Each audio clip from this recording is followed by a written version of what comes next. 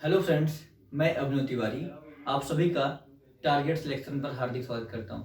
बोलो मत यार भाई।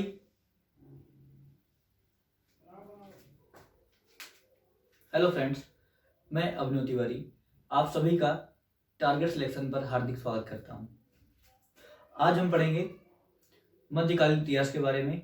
मध्यकालीन इतिहास में हम दिल्ली सल्तनत को पढ़ेंगे। दिल्ली सल्तनत को पढ़ने के लिए हम सबसे पहले अरब आक्रमण से पढ़ना शुरू करते हैं। लगभग 400 से 500 एडी से ही भारत पर अरब आक्रमण होना शुरू हो गए थे, छोटे छोटे, पर ये सफल कभी नहीं हुए। पर 711 में खैबर दर्रे पर मोहम्मद बिन कासिम ने पत्थर वाले तोपों के साथ और अच्छे घुड़सवार सैनिकों के साथ हमला किया। खैबर दर्रे पर राजशाही वंश का शासन था उस समय। छोटे छोटे राज्यों को जीतने के बाद यह वापस लौट गया। 712 में फिर से इसने हमला किया और सिंध के राजा दाहिर को जीत लिया और छोटे छोटे वहाँ पे जो राजशाही शासक थे उनको जीता। जीतने के बाद वहाँ पर ये व्यवस्था बना के इसने वहाँ पे सिक्के चलवाए और फ्रंट सिक्के चलवाए इसने। जब वहाँ के लोगों पर जजिया कर लगा दिया, सिंध के क्षेत्र के लोगों पर। जजिया कर एक धार्मिक कर होता है जो कि विशेष धर्म मतलब हिंदू धर्म के व्यक्ति के ऊपर लगाया गया था, और हिंदू धर्म के लोगों को अपने देव स्थानों पर या फिर तीर्थ यात्रा पर जाने के लिए या फिर मंदिर जाना हो तो उन्हें एक विशेष प्रकार का कर देना पड़ता था जिसका नाम जजिया कर था। अब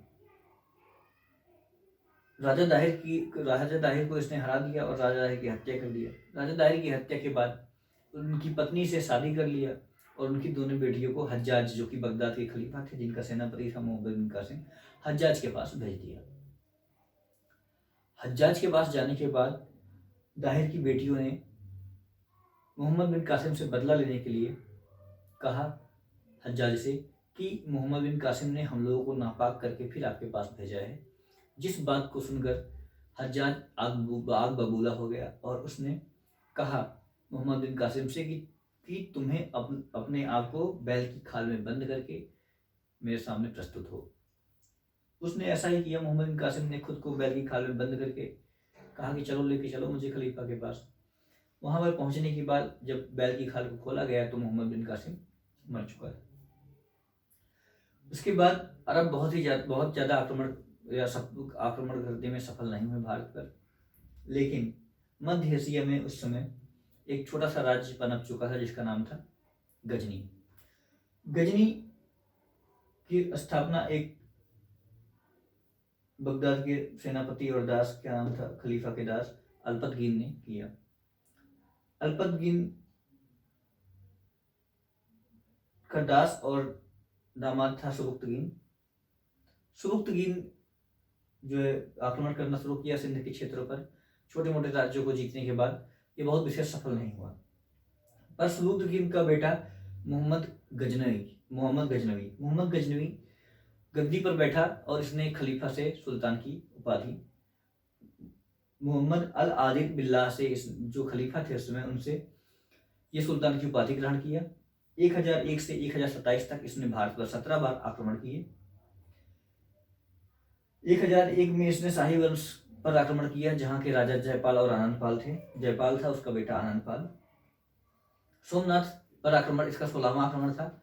सोमनाथ पर इसने आक्रमण करके बहुत अपार धन संपदा को लूटा। लगभग 20 लाख दिनार के करीब मुद्राएं, लगभग लोग कहते हैं कि इतनी धन संपदा को लूट कर ले गया। और लोग कहते हैं, एक किंवदंतियों प्रचलित है कि ये जब जिस रास्ते से गया था ना, वहां पे सिक्के, जगह जगह सिक्के गिरे हुए थे, सोने के चांदी के आभूषण गिरे हुए थे। इतने धन संपदा को लूट के ले गया था कि गिरता हुआ मतलब गया था यहाँ से गजनी तक। 17वां आक्रमण इसने खोखर जनजातियों के विरुद्ध किया था। खोखर जनजातियां सिंध क्षेत्र में पाई जाने वाली जनजातियां हैं, जिसने इसको डिस्टर्ब किया था। जब ये पैसा लूट के लेके जा रहा था, धन संपदा को लूट के, उसमें से इन लोगों ने हमला किया। थोड़ा बहुत धन संपदा ये लोग भी लूट लिए, जिससे गजनी बहुत ही ज़्यादा क्रोधित हुआ। और वहाँ पहुँचने के बाद गजनी इसने फिर से 1027 ईस्वी में आक्रमण किया और इन लोगों को सबक सिखाया, हत्याएं की, लूटपाट मारा काटा और फिर से गजनी लौट गया। 1030 में गजनी की मृत्यु हो गई। इसके दरबारियों में अलवर्नी, उतबी और फिरदौसी आते हैं। अलवर्नी ने किताबुल हिंद की रचना की थी। किताबुल हिंद में भारत की संस्कृति और सभ्यता के बारे में पता चलता है। शाहनामा जो है फिरदौसी, इसका दरबारी कवि था महमूद गजनवी का। गजनवी ने इससे कहा था आप मेरे तारीफ में जितने पन्ने लिखेंगे मैं आपको उतने स्वर्ण सिक्के दूंगा। इसने लिखते लिखते फिरदौसी ने एक मोटी किताब लिख डाली जिसका नाम रखा गया शाहनामा। तो जब स्वर्ण सिक्के देने की बात आई तो लगभग शायद 2500 स्वर्ण सिक्के हुए थे। तो गजनवी ने कहा कि मैंने तो सोने के सिक्के देने की बात ही नहीं कही थी, मैंने तो चांदी के सिक्के देने की बात कही थी। इसी वजह से गजनवी को धूर्त शासक भी कहा जाता है। यह बहुत ही ज्यादा दुर्दांत आक्रमणकारी था। यह भारत पर हमले करता, मार काट मचाता, महिलाओं बच्चों को काट देता और लोगों को दास बना के ले जाता, मार डालता लोगों को। तो ये बहुत ही दुर्दांत शासक था। आता लुटेरा था, कह सकते हैं आप। आता लूटपाट करता और चला जाता। 1030 में इसकी मृत्यु हो गई। उसके बाद भारत पर तुर्की, ये गजनी तुर्क था। उसके बाद गोर। मध्य एशिया में उस समय तुर्क काफी ज्यादा स्टेब्लिश हो गए थे।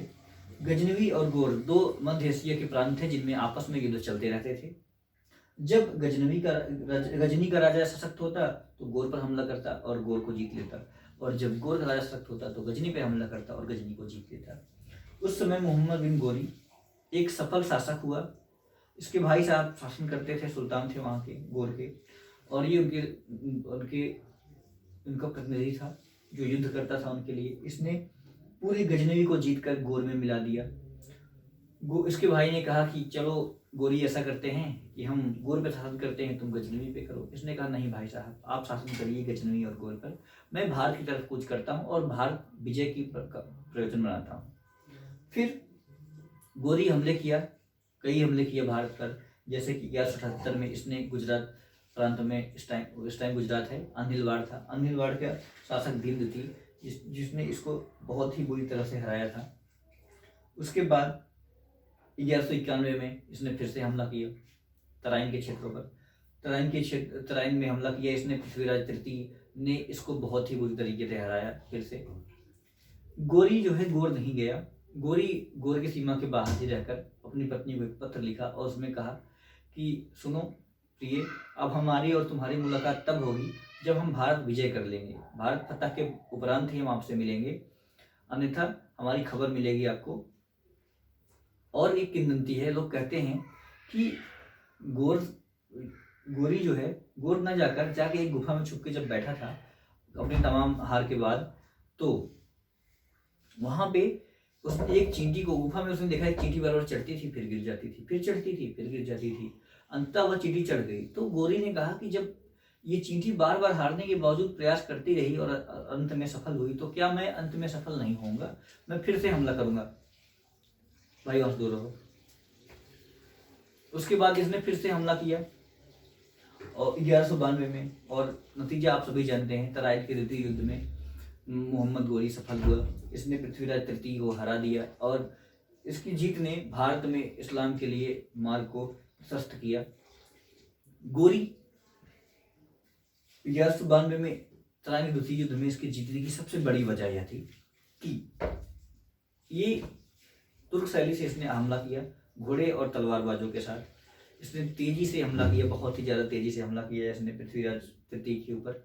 और पृथ्वीराज तृतीय की सैन्य रणनीति अच्छी न होना भी 1192 में गोरी के विजय की सबसे बड़ी और प्रमुख कारण है। जैसे कि इन्होंने हाथी को सबसे आगे लगा दिया, बीच में पैदल सैनिक, उसके पीछे घुड़सवार। जब इन लोगों ने तेजी से हाथियों पर हमला किया तो हाथियां इधर उधर भागने लग गई, जिससे बीच में इनके जो पैदल सैनिक थे वो कुचले जाने लग गए, जिससे सेना में भगदड़ मच गई। लोग इधर उधर जान बचा के भागने लग गए हाथियों से, इनके ही लोग मारे जाने लग गए। इनकी रणनीति का अच्छा न होना भी 1192 में इनके हारने की बहुत प्रमुख वजह है। और संयोगिता का स्वयंवर चल रहा था। संयोगिता जो कि राजा जयचंद्र की बेटी थी, उनका ये अपहरण कर लिए थे पृथ्वीराज तृतीय, जिससे और ढेर सारे राजपूत इनसे डर गए थे कि इनको मदद करेंगे और ये जीतेंगे और ज्यादा ताकतवर बनेंगे और लास्ट में हम लोगों के साथ भी ऐसा ही कुछ व्यवहार करेंगे। इस वजह से उन लोगों ने द्वितीय युद्ध में मदद नहीं की। लोग कहते हैं कि इस पे हमला करने के लिए, भारत पर हमला करने के लिए जयचंद ने ही तो न्योता भेजा था मोहम्मद गोरी को, आइए आप हमला करिए, हम आपकी मदद करेंगे। लेकिन इसने 1192 में गोरी की मदद नहीं की राजा जयचंद ने। 1192 में जीतने के बाद 1194 में इसने चंदावर पर युद्ध किया, राजा जयचंद को इसने हराया युद्ध में, क्योंकि राजा जयचंद ने इसकी मदद नहीं की थी। इस वजह से 1194 में इनको हराने के बाद 1296 फिर से वापस लौट गया। इसने अपने एक प्रतिनिधि को, जिसका नाम था कुतुबुद्दीन ऐबक, अपना लाहौर में शासक नियुक्त कर दिया, जिसने कुतुबुद्दीन ऐबक ने अपना मुख्यालय दिल्ली को बनाया, राजधानी लाहौर थी। 1206 में इसकी हत्या खोड़ जनजातियों ने पंजाब के समीप कर दी थी। अब देखिए, इसके मृत्यु के पहले का एक वाकया है। एक बार इसको फिर से पंजाब में ही जनजातियों ने घेर रखा था मारने के लिए, तो कुतुबुद्दीन ऐबक और इल्तुतमिश सेना लेके अचानक से पहुंचे और उन लोगों को खदेड़ दिया, मार के भगा दिया, मार डाला लोगों को और इनको बचा लिया। उस समय इल्तुतमिश, जो कि कुतुबुद्दीन ऐबक का दास था, उसको मोहम्मद गोरी ने कहा कुतुबुद्दीन ऐबक से, इसको दास्ता से मुक्त कर दो। इस तरीके से इल्तुतमिश कुतुबुद्दीन ऐबक का दास नहीं रह गया था, लेकिन वो उसे भी गुलाम, अंत में हम पढ़ेंगे, उसको भी गुलाम ही कहा जाता है। इल्तुतमिश कुतुबुद्दीन ऐबक का दामाद था और दास भी। मोहम्मद गोरी जब भारत आया, दिल्ली को इसने कैप्चर किया। उसके बाद कन्नौज पर इसने हमला किया। कन्नौज को जीतने के बाद इसने लक्ष्मी की आकृति वाले सिक्के चलवाए, जिस पर उसका नाम मोहम्मद बिन शाम अंकित था सिक्कों पर। इसके साथ मोइनुद्दीन चिश्ती भारत आए थे, जो कि एक प्रसिद्ध सूफी संत हैं। 4 दास, इसके 4 प्रमुख दास, जिसमें से जैसा कि आपको बताया जा चुका है, कुतुबुद्दीन ऐबक, दूसरा नासिरुद्दीन कुबाचा, तीसरा ताजुद्दीन एल्दौज और चौथा कुतुबुद्दीन बख्तियार खिलजी। कुतुबुद्दीन बख्तियार खिलजी बहुत ही दुर्दांत था। इसको इन लोगों ने भारत पर अपना आधिपत्य जमाने के लिए छोड़ दिया। कुतुबुद्दीन निकला दिल्ली से, पूरा बिहार को जीतते हुए, तोड़ते हुए भवनों को, तमाम विश्वविद्यालयों को, जैसे विक्रमशिला विश्वविद्यालय, नालंदा विश्वविद्यालय को तोड़ते हुए आग लगा दिया, भवनों को तोड़ते हुए लोगों को मारते काटते या बिहार को जीता और पूरे बंगाल को कैप्चर कर लिया।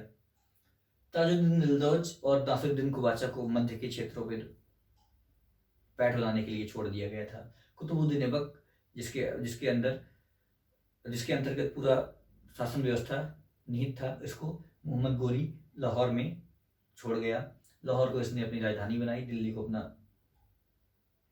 मुख्यालय बनाया। दिल्ली का संस्थापक कुतुबुद्दीन ऐबक को कहा जाता है, परंतु दिल्ली का वास्तविक संस्थापक इल्तुतमिश को कहा जाता है। कुतुबुद्दीन ऐबक का दास इल्तुतमिश, जिसने दिल्ली की स्वतंत्र राज्य की स्थापना की थी। और एक बात खास हम पढ़ेंगे कुतुबुद्दीन ऐबक के बारे में, कुछ इसने शिल्पकला में भी इसने कुछ योगदान दिया था, जैसे कि इसने बनवाया कुव्वत-उल इस्लाम मस्जिद, 2.5 दिन का झोपड़ा और कुतुब मीनार की इसने सिर्फ नींव डाली थी। इसको 3 फ्लोर को पूरा करवाया था इल्तुतमिश ने। उसके बाद 1559 में इस पर बिजली गिर गई। उसके बाद इसकी मरम्मत करवाया फिर शाह तुगलक ने, और 1 फ्लोर अलग से बनवा दिया। अब कुतुब मीनार में 5 फ्लोर है पूरे। 1505 में फिर से दिल्ली में भूकंप आ गया था, जिसकी वजह से पूरा थोड़ा सा डैमेज हो गया था, तो इसकी मरम्मत सिकंदर लोदी ने करवाई। ख्वाजा कुतुबुद्दीन बख्तियार काकी, जो कि सूफी संत थे, इनकी याद में कुतुबुद्दीन ऐबक ने कुतुब मीनार का निर्माण करवाया था। उसके बाद कुतुबुद्दीन ऐबक शासन करेगा, गुलाम वंश, कुतुबुद्दीन ऐबक एक वंश की नींव डालेगा, जिसका नाम है गुलाम वंश। फिर हम लोग पढ़ेंगे गुलाम वंश, खिलजी वंश, तुगलक वंश, सैयद वंश, लोदी वंश। तो इसको हम कंटिन्यू करेंगे नेक्स्ट वीडियो में। आज के लिए इतना है, थैंक यू।